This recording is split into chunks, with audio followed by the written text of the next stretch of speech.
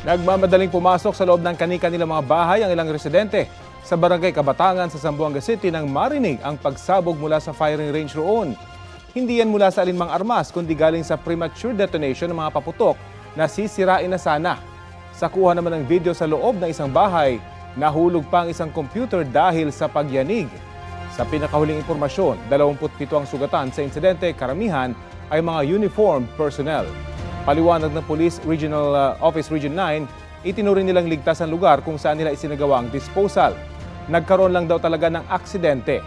Inaalam na ng Zamboanga City LGU ang pagkakakilanlan ng mga sugatan sa insidente, maging ang pinsala sa mga bahay para sa ipamimigay na tulong. Kapuso, alamin ang maiinit na balita. Bisitahin at mag-subscribe sa GMA Integrated News sa YouTube. Sa mga kapuso abroad, samahan nyo kami sa GMA Pinoy TV at sa www.gmanews.tv.